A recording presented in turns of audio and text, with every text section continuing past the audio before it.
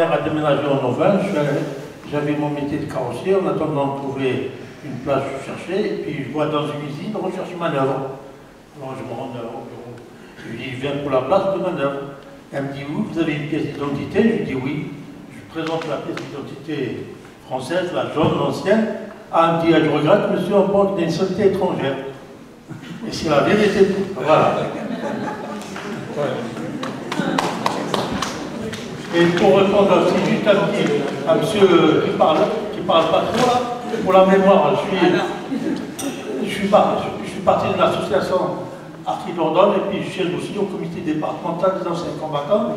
Je fais partie de la commission mémoire et solidarité. Pour essayer que les anciens Artie témoignent, je ne peux pas vous dire comment c'est difficile. On commence juste à commencer, que certains puissent parler. Et puis, un jour, je demande à un ancien Artie qui fait partie de mon association, je lui dis, tu devrais témoigner. Il me dit, Ami, tu sais que vous êtes les combattants du mauvais choix? Je lui dis, non, vous êtes les combattants qui n'ont pas eu le choix. Bon, un petit complément, et notamment sur la mémoire et la réparation, justement, vous travaillez là-dessus aussi. Oui, je pense qu'avant de sauter à la réparation, il y a quand même quelques compléments à apporter. Donc, vous savez, ici, en fait, on va dire ce qu'on a envie de dire, la question sonne bien, mais... c'est pour faire avancer les choses. Oui, mais pour faire avancer les choses sans aller trop vite. Bon, premièrement, on dit à partir de quand on a commencé vraiment à parler des harkis, à briser le silence. La première thèse publiée, c'est celle-ci. Et elle date déjà, elle a été soutenue en 88 et publiée en 92. Voilà. Et à l'époque, elle a été saluée unanimement par la presse, et Stora disait 30 ans après, enfin, on brise le silence sur les tabous. 30 ans avant de faire une première thèse sur les harkis. Depuis, il y a eu beaucoup de livres, et tant mieux, de Jean-Jacques, de Katia, de Fatima et d'autres. Voilà. Ça, c'est la première chose. Donc, il faut ce temps, d'abord, pour qu'on puisse accéder. Et à l'époque, on n'avait pas accès aux archives. Donc, c'est surtout à base d'entretien, 160 entretiens. Bon, ça, c'est une chose. Depuis, il y a beaucoup de livres. Donc, si on veut savoir sur les harkis aujourd'hui, on peut. Il y a beaucoup de livres. On vient même de faire une BD qui est sortie l'année dernière pour toucher aussi les jeunes. Parce que pendant longtemps, l'histoire a été taboue. Aujourd'hui, ce n'est pas le cas. Il y a de quoi s'instruire. Encore faut-il dire. Vous avez la chance, vous avez la possibilité de lire. Donc ça, c'est important. Par rapport à ce qu'a dit aussi Jean-Jacques.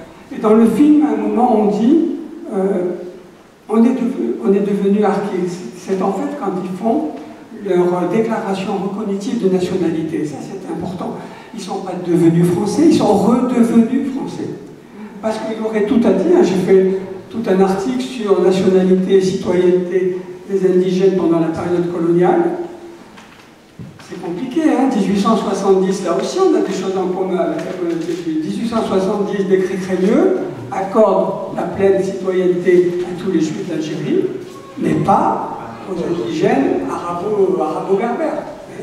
Ce n'est au fond qu'en 1958 que De Gaulle dit qu'il n'y a plus qu'une catégorie de Français de Dunkerque à Tamanrasset.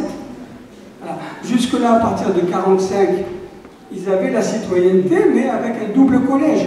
C'est-à-dire que tous les pieds noirs, pour faire simple, tous les Européens, plus l'élite francisée et naturalisée, élisaient la moitié des élus, et les autres élisaient l'autre moitié. Ce qui faisait dire, au fond, une voix d'arabe vaut 8 fois moins qu'une voix d'européen. Voilà.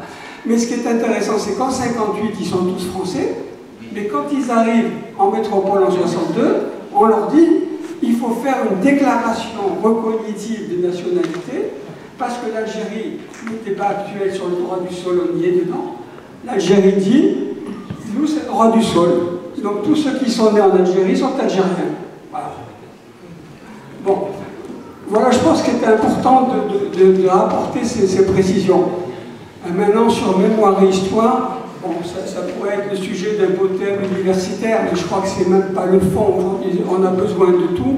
On a besoin de recueillir des mémoires qui vont servir de matériaux. Mais c'est un matériau parmi d'autres que les historiens vont regrouper avec des archives, avec des chiffres, avec d'autres éléments.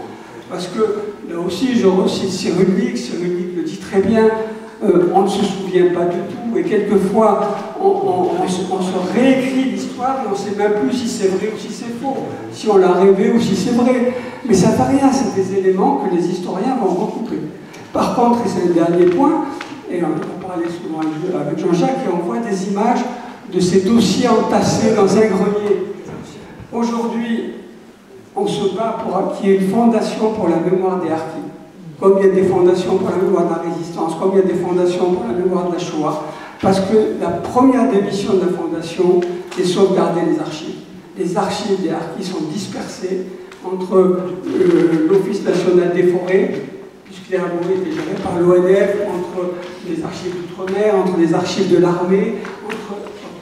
Il faut vraiment, si on ne fait pas cette fondation et si on ne récupère pas toutes les archives, les historiens n'auront plus de quoi travailler dans une dizaine d'années, et ça c'est grave. On ne l'a pas dit, Mohamed, ça représente combien de personnes en France aujourd'hui, les harkis qui sont arrivés en France? Alors, ce qu'on sait, c'est qu'en 62, il y a 90 000 personnes qui arrivent. La moitié arrivent rapatriées par la France, parce qu'on a dit qu'il n'y avait pas de plan de rapatriement. Ce n'est pas tout à fait exact. Il y en avait un, mais il était minimaliste. Ils avaient prévu de rapatrier à peu près 5 000 personnes sur 250 000 personnes concernées. Mais il y avait un plan minimaliste. Puis finalement, on demande, ça a été dit dans le film, de ne pas rapatrier tout le monde. Et puis finalement, c'est Pompidou, Premier ministre, qui en septembre 62 dit c'est pas possible, il faut à nouveau rapatrier, parce qu'on ne peut pas les laisser comme ça, puisqu'il y avait quand même des bruits qui arrivaient par les préfets, par des gens disant bah, ils sont en train de se faire massacrer, ceux qui sont restés là-bas. Et du coup, des articles, effectivement, la presse en a parlé, ils arrivent à l'Assemblée nationale aussi, on en trouve des traces. 45 000 arrivent comme ça dans le rapatriement officiel, et à peu près autant arrivent grâce à la Croix-Rouge. Fatima Besnassi a fait sa thèse sur le rôle de la Croix-Rouge, tout à fait, mais aussi grâce à des officiers qui ont désobéi aux ordres d'abandon. Et on a sorti un livre récemment, l'an dernier, qui s'appelle « Qui a sauvé des harkis ?» On a beaucoup parlé du général Meyer, qui était un ami. Mais, oui, il n'y a pas longtemps, hélas, mais il y a un an et demi. Mais il y en a beaucoup plus. Il y a beaucoup d'officiers, de fonctionnaires qui ont désobéi aux ordres d'abandon pour sauver les harkis. Ils étaient plus nombreux qu'on ne le pense, mais moins qu'on l'aurait souhaité, parce qu'il y en a aussi beaucoup qui ont dit, comme dans le film, non, je ne m'en suis pas occupé. Et un général disait, entre la discipline et le déshonneur, j'ai choisi la discipline, il m'en reste une blessure qui m'empêche de dormir. Donc, c'est des questions dans la salle.